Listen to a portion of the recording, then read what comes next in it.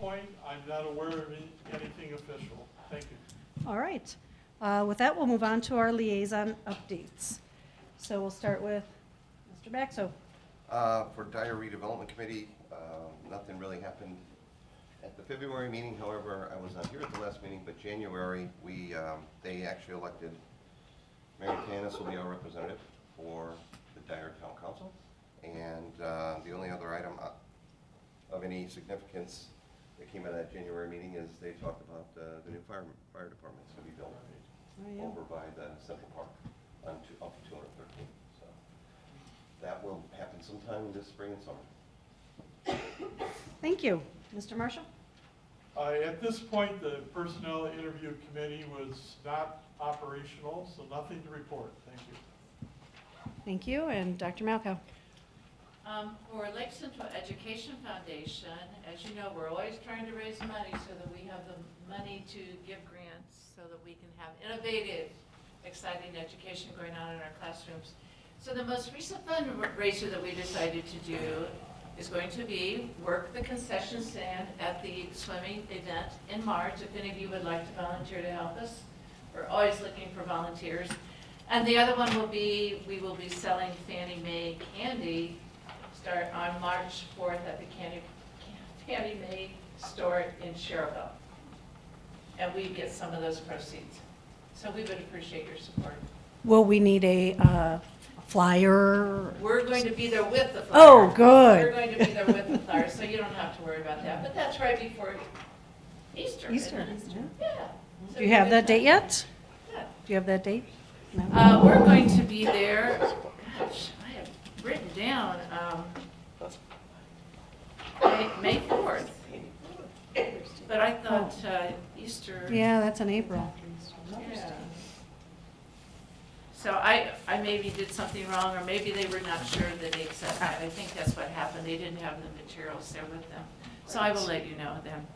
And with legislative, there's just all sorts of dialogue that we just had in our work sessions. So we've got some neat ideas, and we want to pull the community into our efforts to support public education. And we realize we're not in a vacuum, and even though we're very fortunate here, other school corporations are not so fortunate. So as we work to stress to our legislators that we need to support public ed, that's what our democracy is built upon. So we will reach out to you for your support also. Can I add a comment about the Fannie Mae candy? Sure. In regards to Fannie Mae, store closing in Maribel, closing in Lansing, so come on out and get your Fannie Mae candy. Sure, yeah.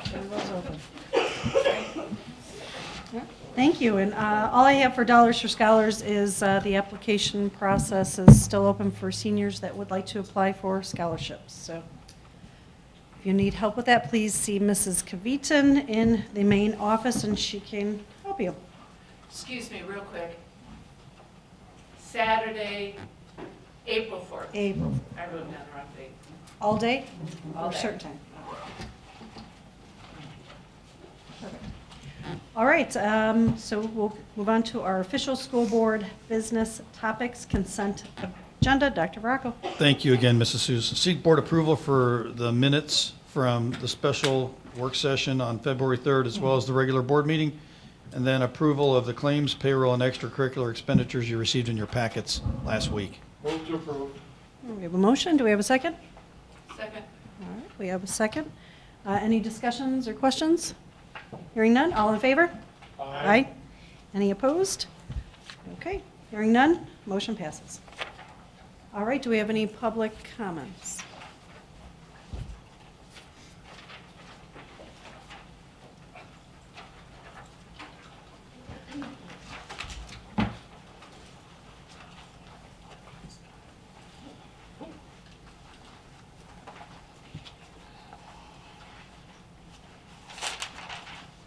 Good evening, ladies and gentlemen.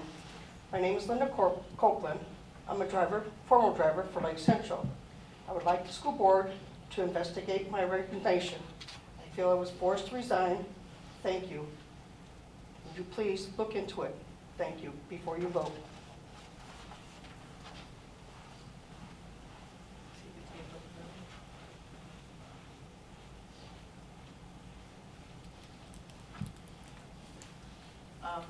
You deal with that when it comes up, when you get to that point in the agenda.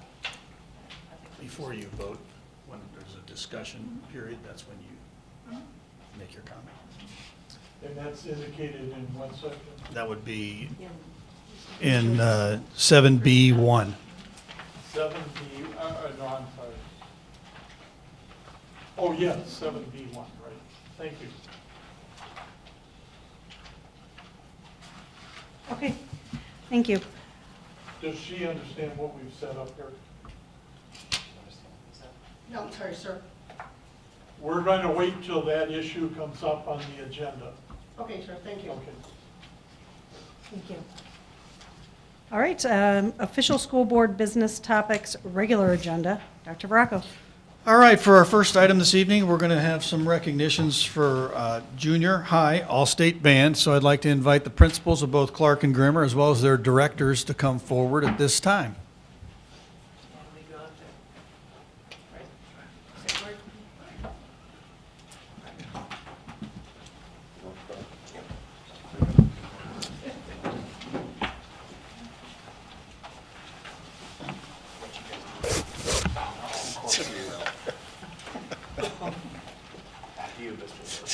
Okay.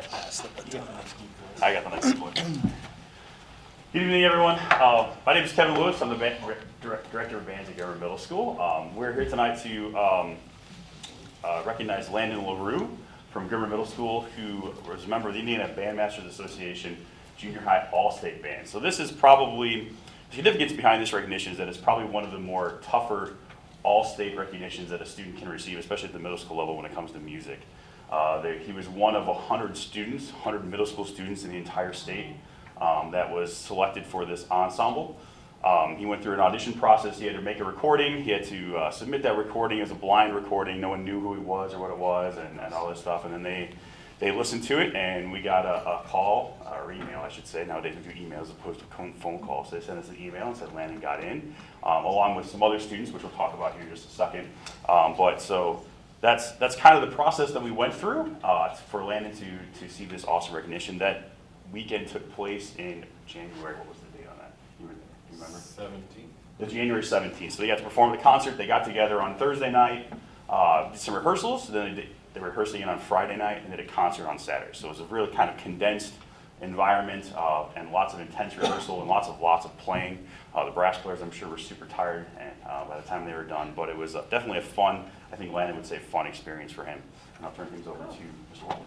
Yeah, we're gonna, a lot of echoing what Mr. Lewis said, but we're here to recognize Alex Magaha. He's actually our first 7th grader to ever make this ensemble. It's worth noting that the ages for this are 7 through 9, so he's up, they're up against 8th graders and 9th graders from all around the state.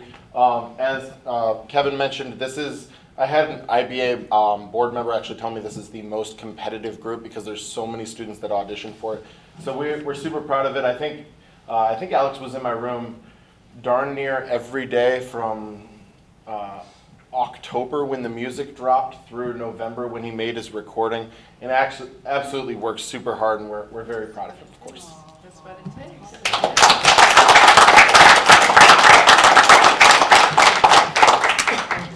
Alex and Len, you want to come forward, please?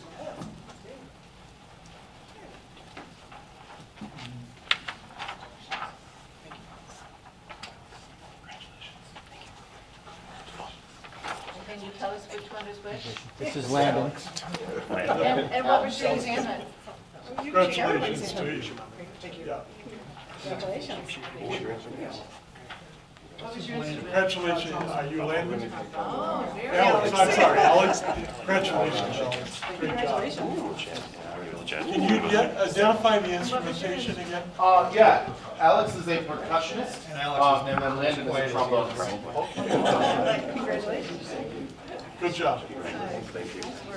Great job. To recognize your parents, please, Alex and Parents,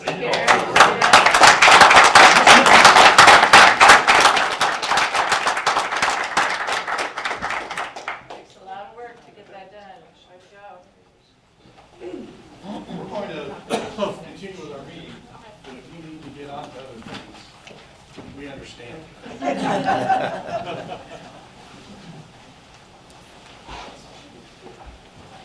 Thank you for coming. Mr. Lewis, where did they have this, the concert at? It was in Fort Wayne Convention Center, so it was part of the Indiana Music Educators Association conference. Part of that. It was the big feature concert at the end. Perfect. Thank you.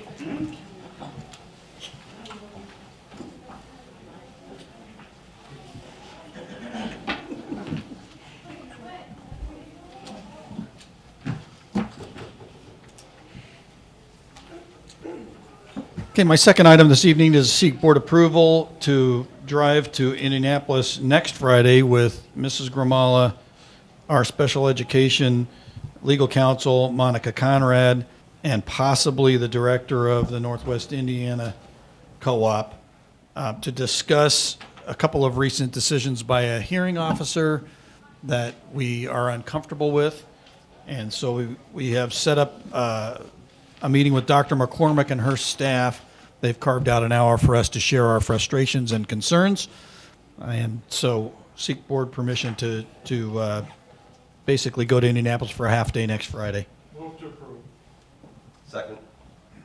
All right, we have a motion and a second. Any discussions? All right, all in favor, say aye. Aye. Any opposed? Same sign. Hearing none, motion passes. Thank you. My next item is to seek board approval for the board policies that we reviewed at our last work session. They are my number 3A through J. Seek board approval for all of those board policy amendments. So moved. We have a motion from Dr. Malkow. Second? Second. Any questions, discussions? All right, hearing none, all in favor? Aye. Aye. Any opposed? Same sign. Hearing none, motion passes. Thank you. My next two items are just information only. The first one is to give the board a brief recap of the ICPE rally today that Cindy and I attended. I asked Cindy to jump in with any additional information after I'm finished, but it was a rowdy group today who were down at the State House to share concerns about how the General Assembly has been treating public ed. I would say that a couple of things that I found interesting to bring back to you, in addition to the two current educators who are in the General Assembly, there are an additional 15 teachers running for seats in either the House or the State Senate in the upcoming primary. And so that's one interesting piece. The second piece is with House Bill 1002, which we've been following closely. This is the legislation that disconnects test scores of students from teacher evaluations. It passed out of the House of Representatives 100-0 about 3 weeks ago. It has not yet been heard by the Senate, although we were informed today that they are going to take it up in committee on Wednesday. So now that it's on the Senate side, it's important that folks who believe that this legislation is good, as our representatives believe, because they were unanimous, we asked them to reach out to our Senator Niemeyer to suggest he support this legislation as it comes to the Senate side from the House. So we need to be reaching out to him then? Correct. Okay. Make sure we get that. And then my last item today is just on my legislative update. I sent notes out in the packet last week. I'm very intrigued by this House Resolution number 7 that is going to our federal government, urging the Congress to repeal the federal requirement on standardized tests under the Every Student Succeeds Act. This is authored by Ed Delaney out of Indianapolis, who's been a good public ed supporter. A couple of interesting pieces. As we've gone down this path for the last 12 to 15 years of testing and continuing to change the tests and having pressure on educators to get students, rather, to be better test takers, in the last decade, we've seen nearly no movement at all in NAEP scores, and that, for many of us, know that that's a 4th and 8th grade examination. It's a shame when they reauthorized and got rid of No Child Left Behind and went to the ESSA that they continued to require annual testing in grades 3 through 8. There are other states doing the same thing as Indiana in terms of reaching out to the feds to say, we need relief from this. The other piece that I would want to share is that the cost of these standardized tests is really high. iLearn is about a $45 million bill. The iRead 3 is somewhere between $8 to $10 million a year. And the iRead 3 is the one I find interesting because whenever I speak to legislators and tell them how our staff already knows who needs reading remediation, and in most cases, they're already receiving it prior to taking a test that in some cases we know they won't be successful on, we continue to beat ourselves over the head with a test and gobbling up student instructional time for something that really serves us very little purpose. We do need to continue to explain to our representatives the problem with all of these tests. And, you know, we're good rule followers, okay? And that's why we do the tests that we're told we have to give.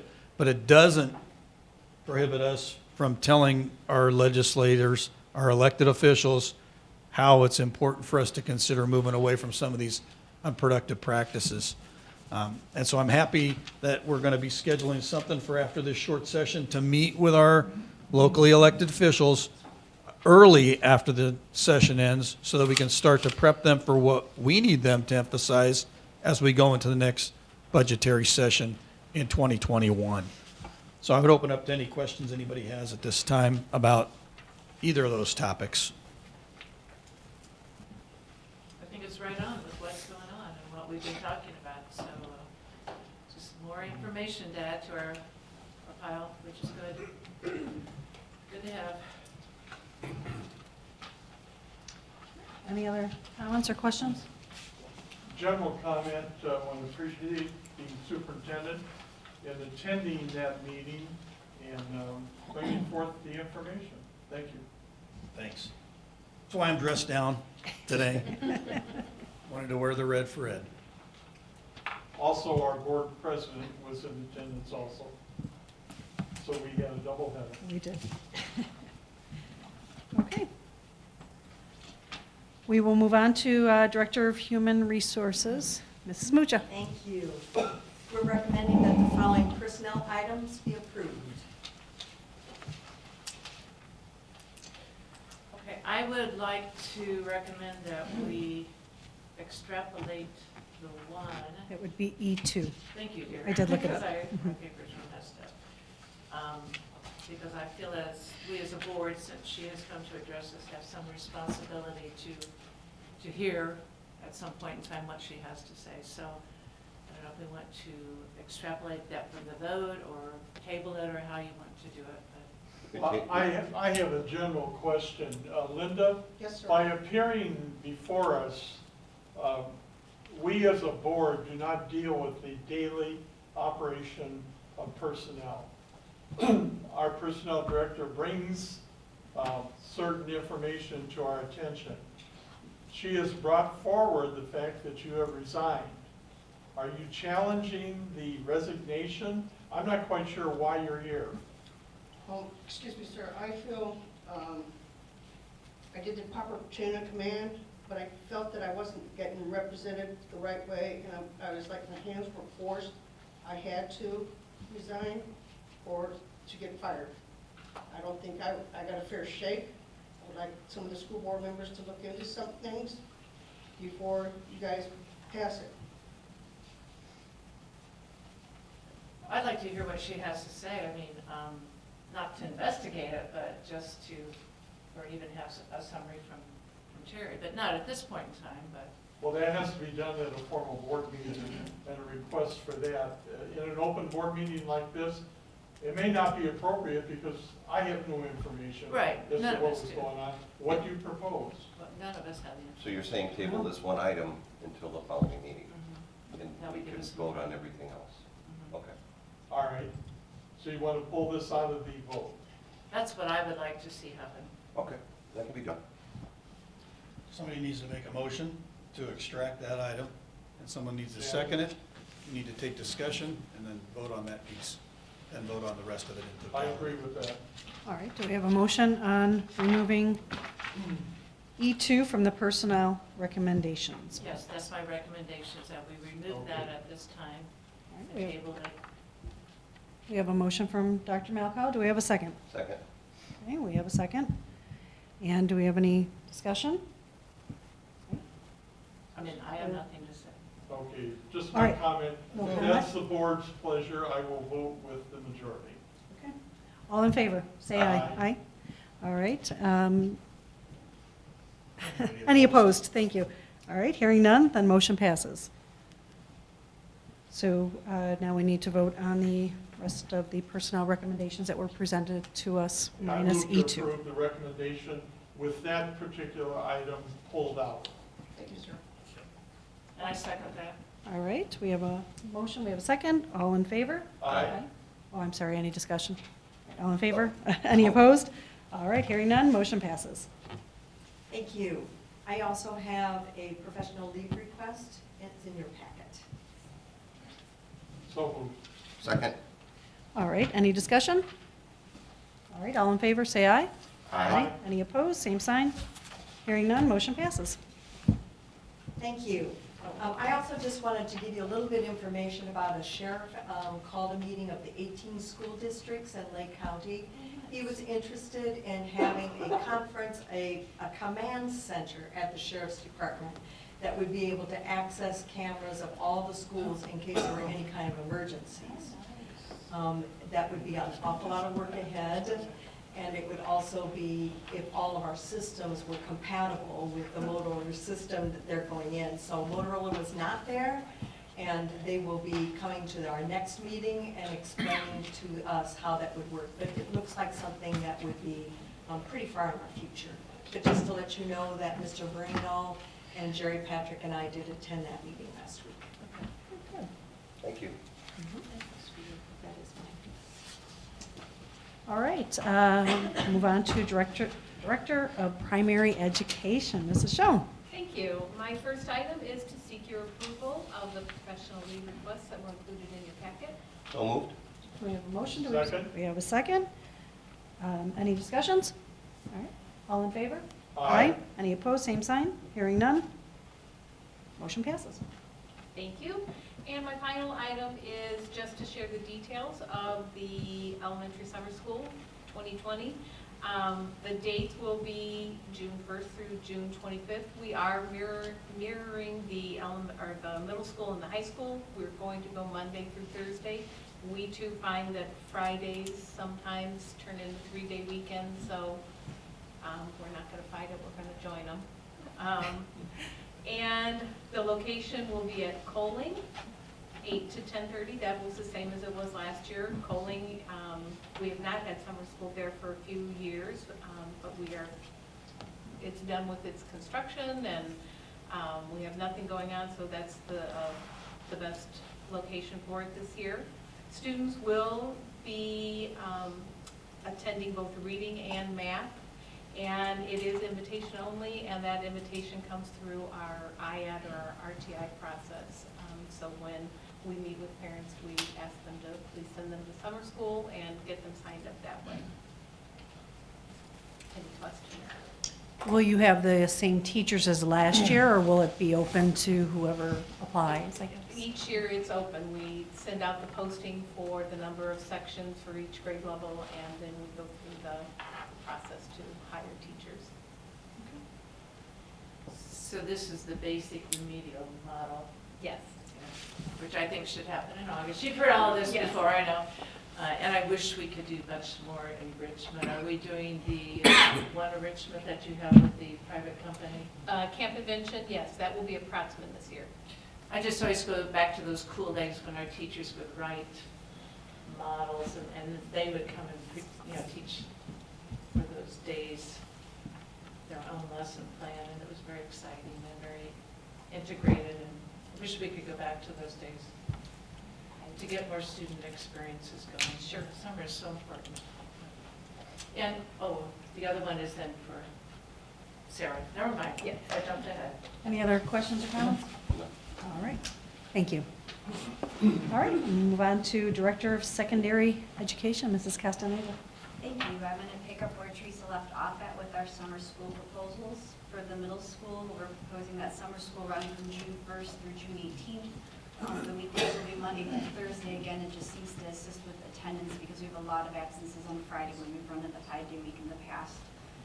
It will run at Clark Middle School. We've had it at Germer and at Kaler. It's been a while since we had it at Clark, and so we're going to swing back around to that school and host it there. The subjects will be language arts or math. Students only attend for one subject area, and it's current grade 5, 6, and 7 students. Our current 8th grade students take the PE pool at the high school, their summer school typically. The identification Sarah, process. I'm sorry, I missed that last part. What did you say? The current 8th grade students go to the PE pool classes at high school. The identification process, we'll use our panorama system to look at attendance and course grade data, as well as iReady, which I've spoken to the board about before, which is our diagnostic. And then we also look at the current status in the RTI program. Any questions on the middle school? None? Done. Any questions? No, I think the one I want to ask you about is the online through the Indiana Academy. Okay. That's just for the high school students, correct? Correct. Okay. So on the next page in your packet, you guys had the proposed summer school courses for the high school. The following courses that will be offered live at Lake Central are economics, government, PE, the pool version, and PE within the gym. And then also Plato credit recovery for English 9, 10, 11, and 12, and then Algebra 1, geometry, and Algebra 2. Mr. Beck listed out the dates and times in your packet. And then on the next page after that, those are the Indiana Online Academy courses that students can take online outside of Lake Central. And so those are all offered as well as opportunities for our students. Any questions on that? So those courses then can also be enrichment type courses? Correct. Okay. Now, and I did have a question. You mentioned the Plato and the recovery classes. If I remember correctly, isn't this the time when the students that have not passed I-STEP still have to pass I-STEP? Isn't this the last year maybe that we have to deal with that? So what the state has said is that either they can continue on the I-STEP route and continue to retake it, which we typically offer it last year once they opened up graduation pathways. And this year, in the past month, I've been working with Melissa Reddick, we qualified a number, literally over 100 of our students through pathways for their diplomas instead of having to have them retake I-STEP. Okay, the ASVAB, is that what you used? or- ASVAB, or sometimes they're completing their CTE courses, AP, dual credit. So any of the pathway methods that I've spoken about, our current 10th, 11th, and 12th grade students can utilize. Okay.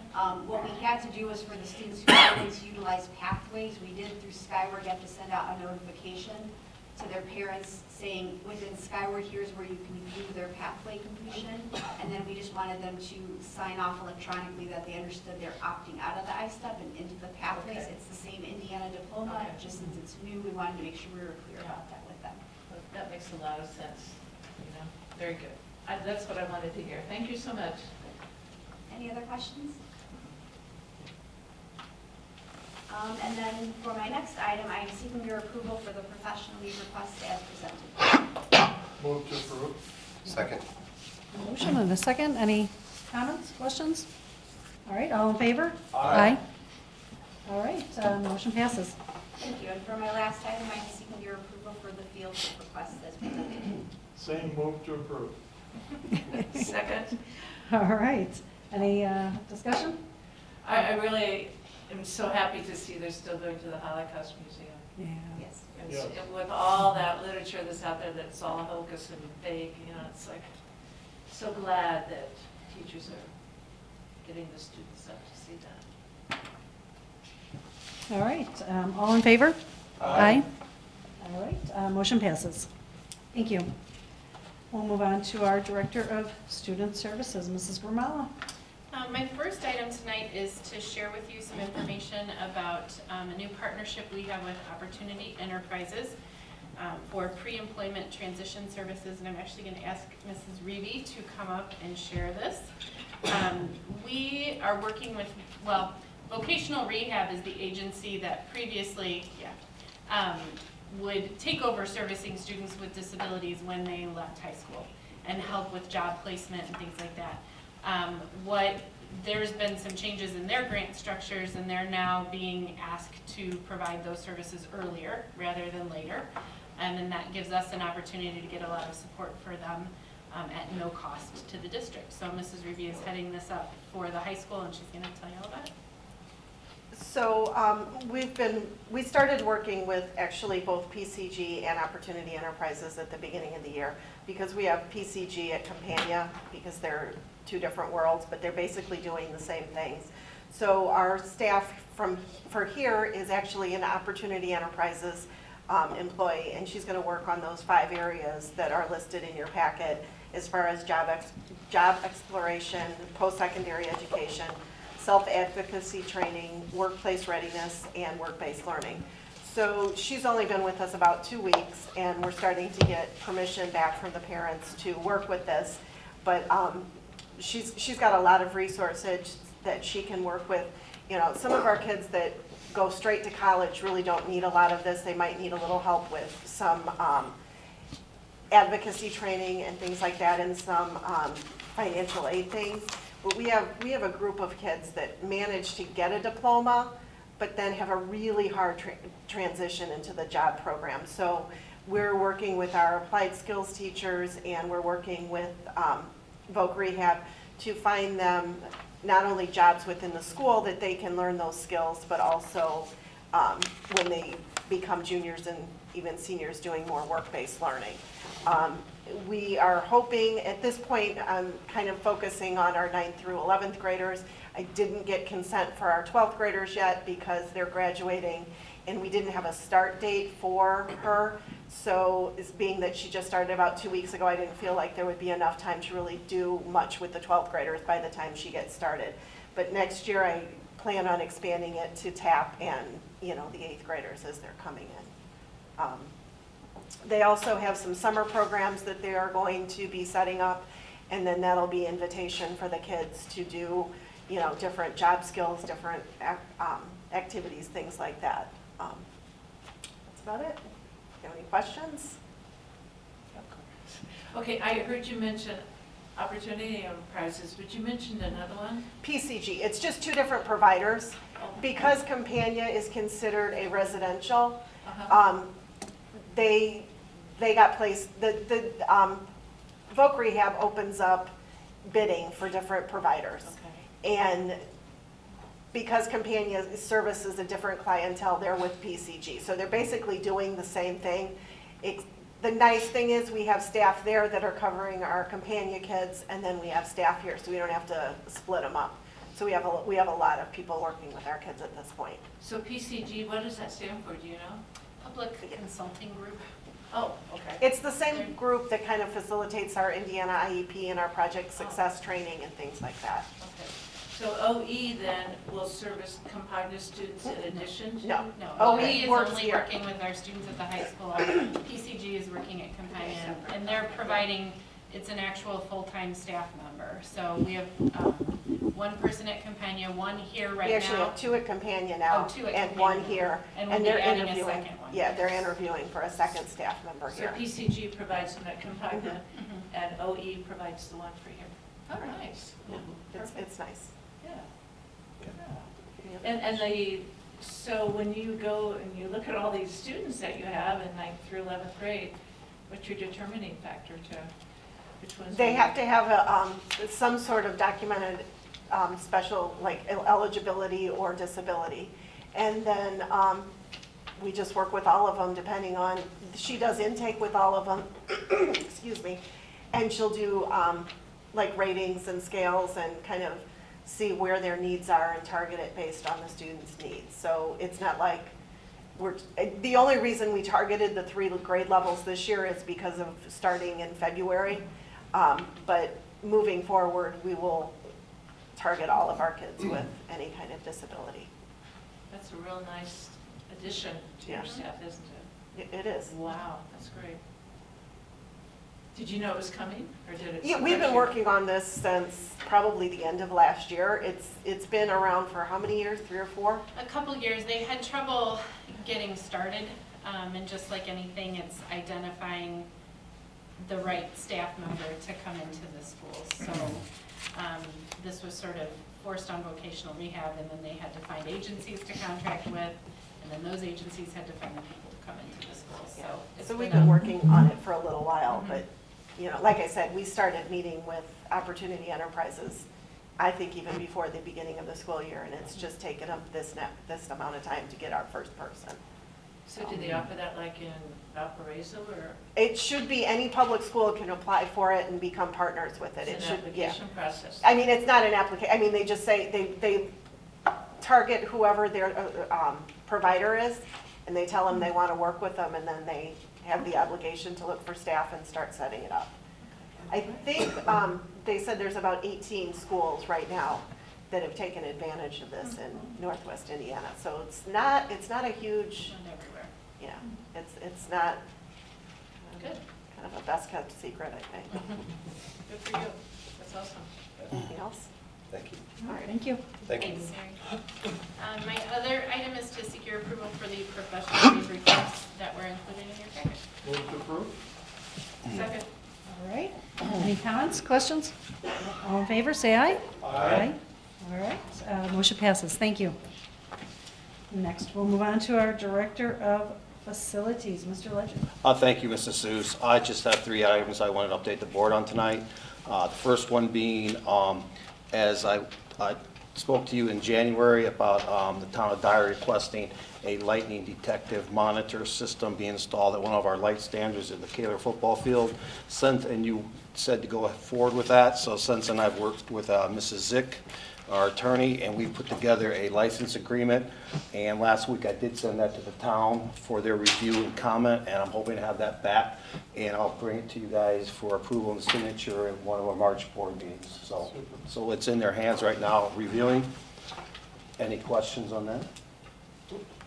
My next item is to update you just on the Holman parking lot addition. As you know, right before school last year, we tore down the residential house on the north side of Holman, and the plan is to add additional parking there. We want to extend the existing north lot westwardly to Austin Avenue, and we've done some drawings, and we can get an additional 55 spaces there to help out the Holman staff, and as well as it's going to be a big addition for Sherrill too, because they use Holman a lot for Reeder Park. So we started some meetings with the town. I met with them in January, and I met with them again this morning, and because the way they've done business in the past, we have 9 plots on that lot right now. So as part of this project, they want us to clean it up, their term, to a 1-lot subdivision, which we are gonna go forward with. And of those 9 plots, the one where the house is zoned residential. So we have to do a rezoning process on that, which we knew. But the cleanup's gonna take a little bit of time because there's a lot involved. There was some surveying and everything else. But I did get some good news today from Mr. Volkman. He understands our schedule's tight and everything, and I'm gonna give him a letter basically saying we're committed to doing that. But he's gonna go ahead and let us get the permit and go in June so we can get this done. So they've been very helpful. So that's kind of where we are with that, and we're gonna bid that project at the end of March. Any questions on that? My last item, I want to just give you an update. I handed out some packets at your stations. Just a quick update on our energy optimization. You've heard me talk about that before. We're in our 4th year of that, and I wanted to bring you some data tonight. Basically, we've been focusing on the schools that have the more modern energy systems, because we can track that and monitor that much better and control it. That being the high school, Protzman and Pfeiffer. And basically, so we've got, and it takes a while to collect all the data, but basically now we can track all this stuff. And just to let you know, from 2018 to 2019, because of the optimization, this is working with Schmidt as well as our head custodians, our maintenance staff, Arctic, there's a lot of people working very hard on this. We saved over $125,000 in calendar year 2019 on our energy at those 3 buildings. Basically, we cut down on some kilowatts and gas therms, and a big part of that is done because of preventive maintenance and also controls, and some of the stuff I've also given you in your packet, you can see on the second page. And the one real good thing about this, in 2019, as you guys know, talking to the control engineer and everything else, that was a very extreme year. We had the polar vortex in 19, we had the extreme heat in July, so that was NIPSCO was spinning their meters big time in 19, and we still realized a nice savings. And you can see that first graph there is basically the temperatures of the entire year that we chart. And you can see the bottom spike here is the polar vortex. That's when it was 32 below. This spike right here, that was the end of January, beginning of February. And then clear up here, all these big marks up here when we had the big heat in July. So that's basically the whole graph of the entire year. And what we've been doing, especially, and again, we've been working really hard with the scheduling at the high school especially, not so much the others, but we've tried to get a handle on it so that we can knock down temperatures when the building's not in use, even in certain sections of the building. Like here, this is an example of basically this example of a high school classroom, where basically this is at overnight. We drop the temperature down, and we're playing with it, not to affect the students and staff. In fact, again, the head custodians, we've been monitoring, taking calls about too hot, too cold, so we can kind of adjust that temperature so we can make sure it's comfortable when they arrive in the morning. And then at 7 o'clock, this stays all the way to like 6 o'clock, and then we drop it down again. And so we've been trying really hard to kind of watch everything and get the maximum, you know. If the building's unoccupied, especially in high school, we knock it down. One unusual thing about our high school, and it's because we offer so much for students, as Schmidt does this with a lot of school districts, but they've never seen a high school that's basically 18 hours a day, 364 days a year. I mean, it's very, I mean, we do a good job with the academic wing, but there's always something here. We're so big, we have so much activity here and so many events and so much offerings, it's very hard. The EPA, and some of the highlights too I wanted to let you know, we try very hard to find what we call energy consumption eaters. Like we identified the town of Dyer during the approval process, made us put in all these perimeter soffit lights. And we have to have them on, we do, but we saw an opportunity working with the electrician NIPSCO, and I brought this to you beginning of the year. We got a rebate. We replaced all those with LED lights, and we got over a $4,000 rebate, and we're going to pay for those lights themselves probably by mid next year, and the energy is going to go way down. So that was a thing, approximate we saw. Here at the high school, we see something.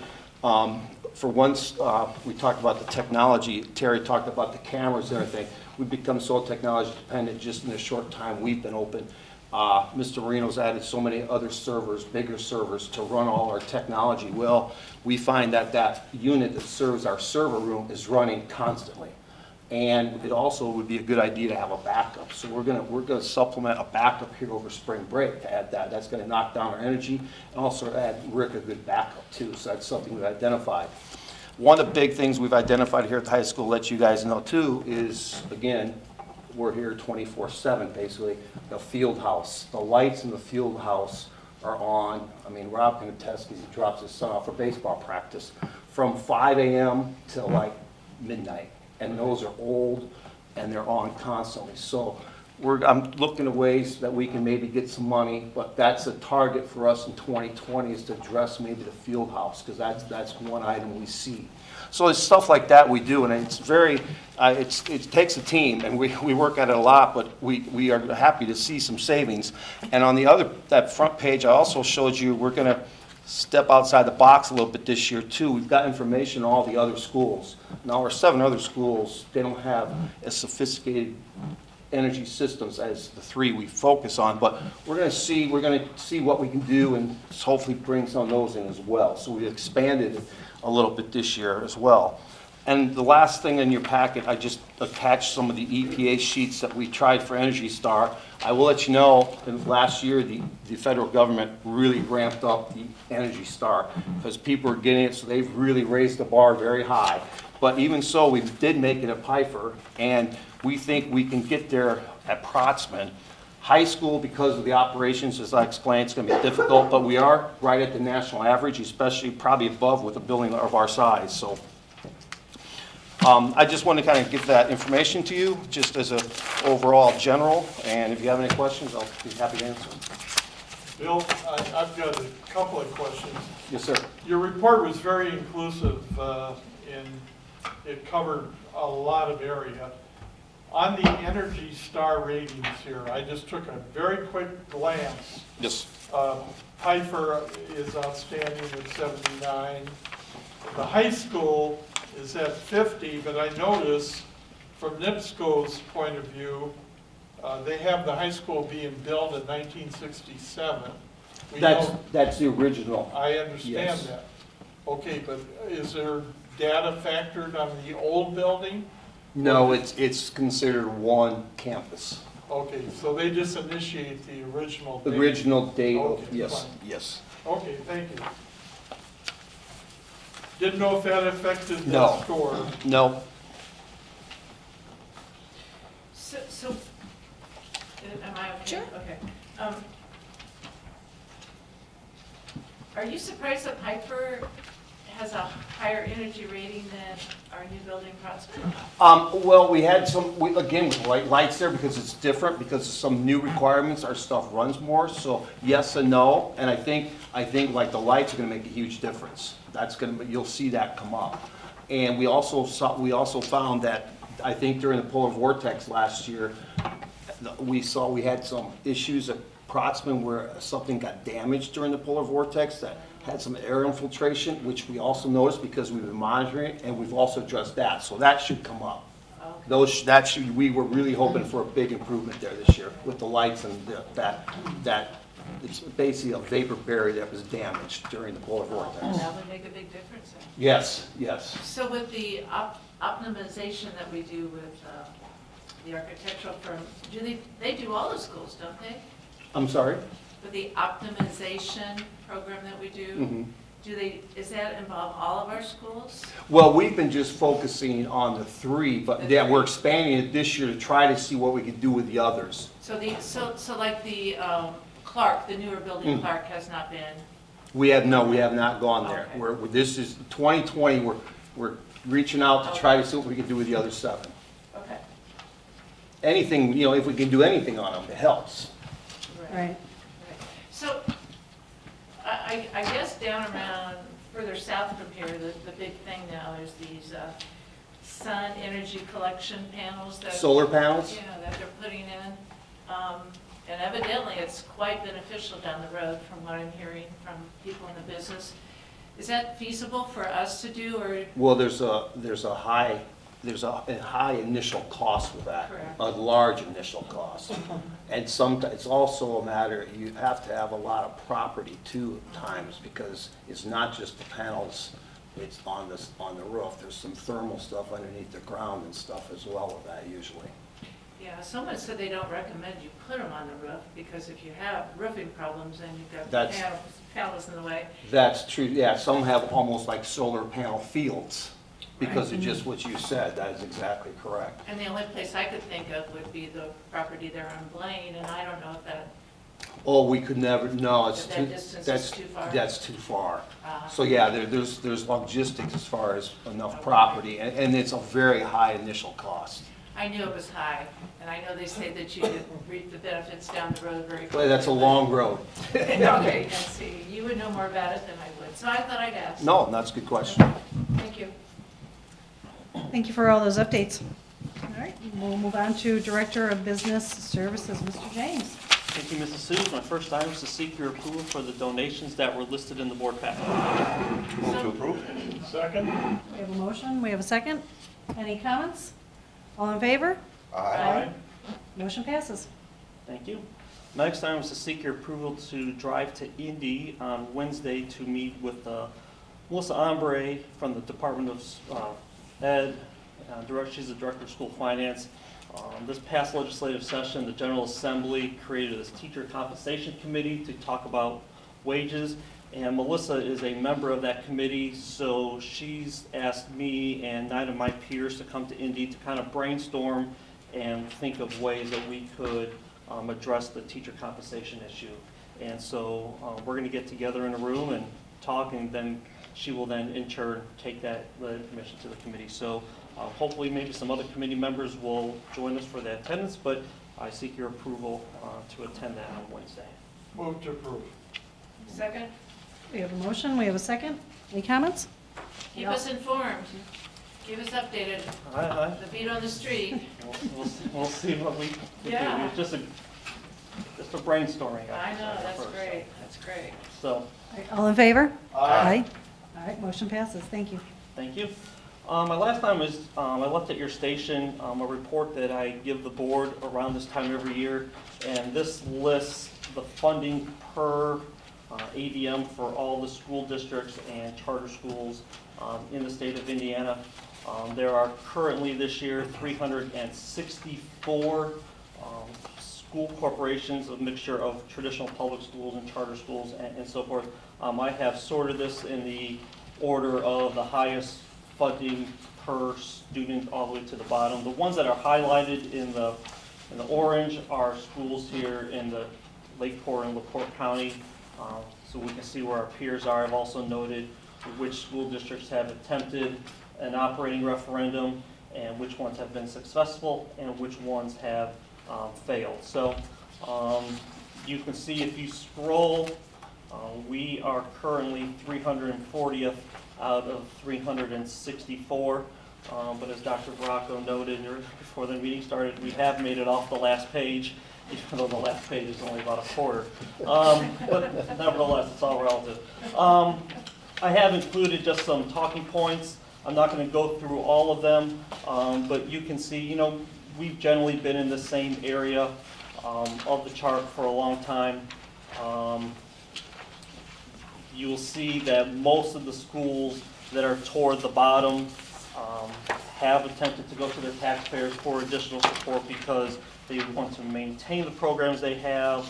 They want to give that additional funding to teachers and staff, and it seems as if that is just the way that the General Assembly is forcing schools to do so.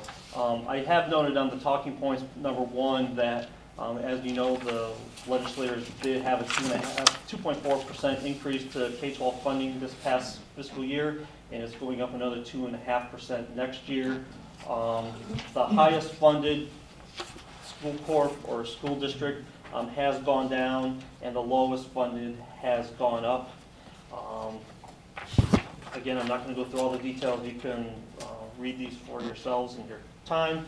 I have included a chart that shows the 16 school districts in Lake County, and then where we stack up. That green line going across is the state average across the state. I believe that state average is just around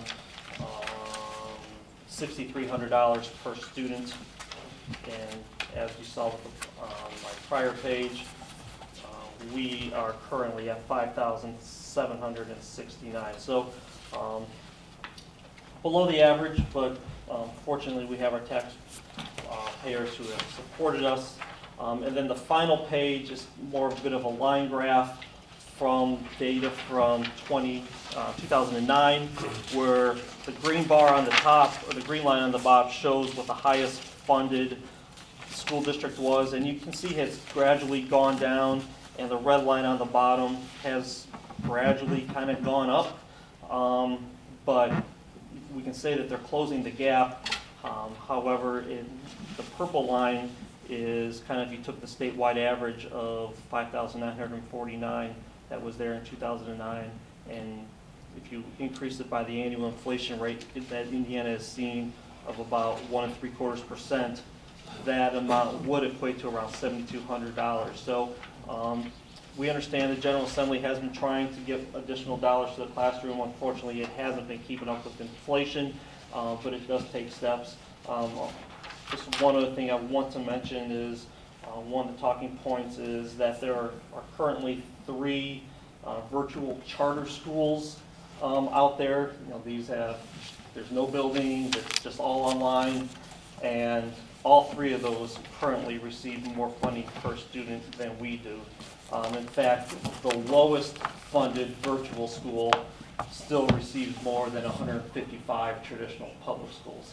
So virtual charter schools have been in the paper recently. I don't know if you noticed last week or two for, let's just say, unexplained uses of millions of dollars that have apparently gone away and inappropriately used.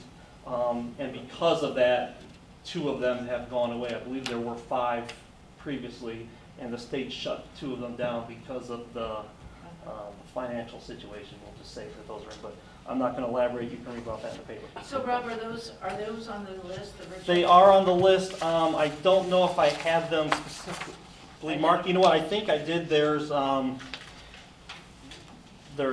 asterisk next to each of those schools. I think there's one at number 79, the Inside School of Indiana. Oh, I see it, okay.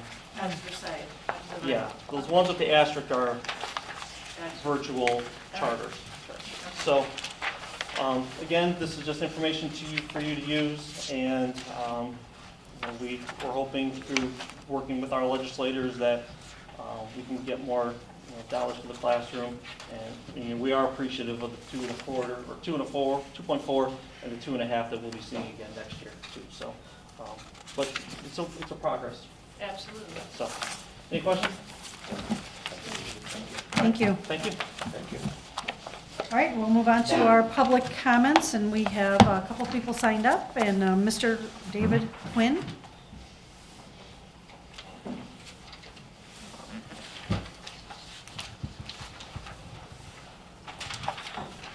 Good evening. My name is David Quinn. I'm a current Lake Central school bus driver, and I would just like Lake Central School Corporation to explain to me why all true hours worked are not true hours paid, and also why the school system feels that for training that you hold on to an hourly employee's pay until you feel it's necessary to pay them months after they've completed the training.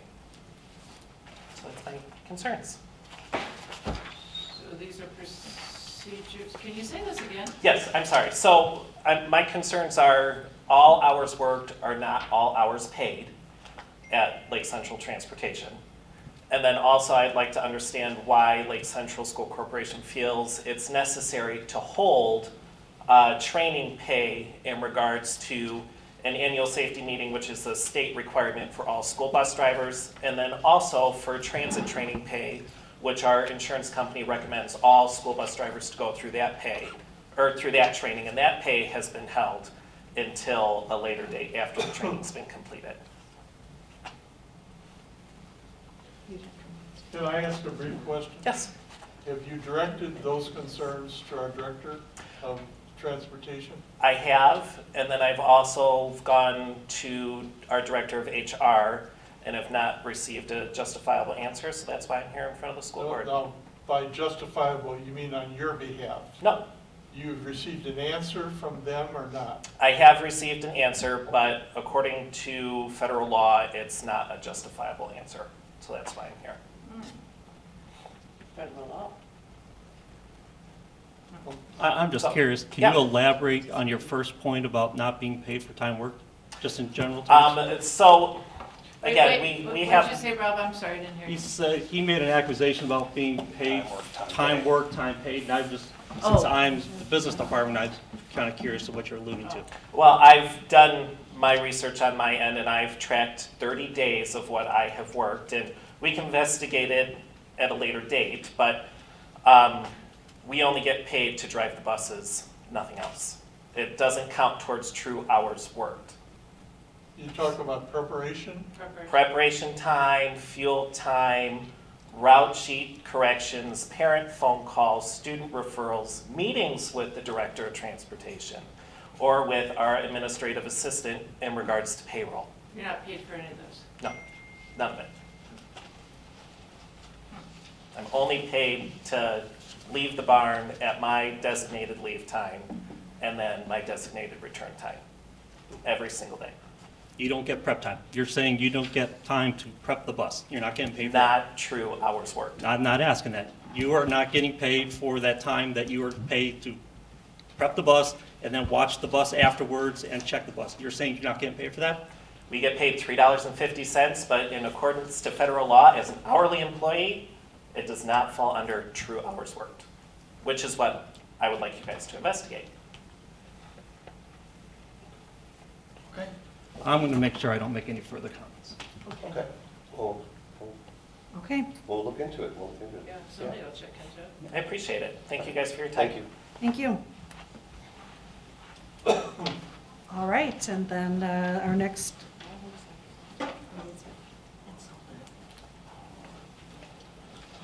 public comment is from Colonel is Antonio Daggett. That's correct. Welcome. Thank you. Thank you so much.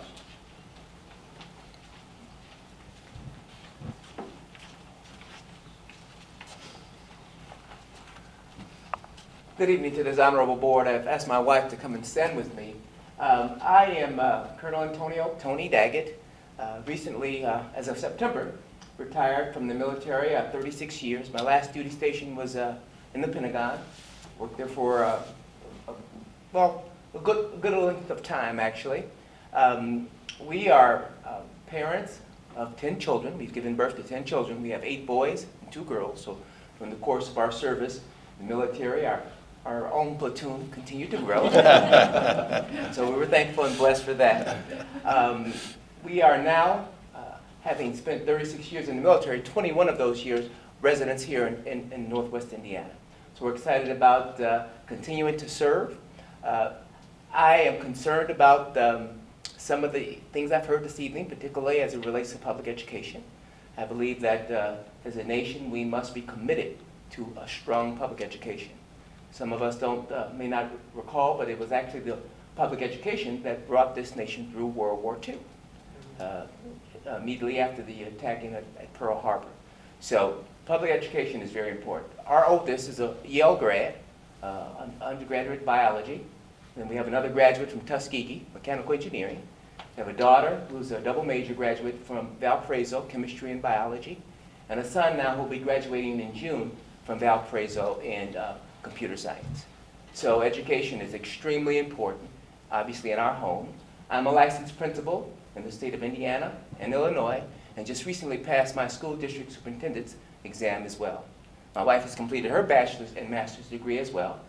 And so education is very important to us. And I wanted to make sure I had an opportunity to come out and hear some of the issues, some of the concerns here at Lake Central, because I am committed to education. I think that's a priority. Also, I've decided I will be running in the upcoming congressional race with the United States Congress here in District 1. And so we are just committed to serving. We've served for 36 years. We want to continue to serve. We live in a great nation, and we want to make sure we do everything we can to make it even greater. So thank you all for your time. Thank you. Yeah. I'd like to make a short comment. Colonel Daggett, Yes. I want to thank you for your service, Thank you. and also to your wife for your support of your family. Absolutely. And thank you very much for coming out here this evening. Well, my pleasure. Thank you for having me. Sure. Thank you. Thank you so much.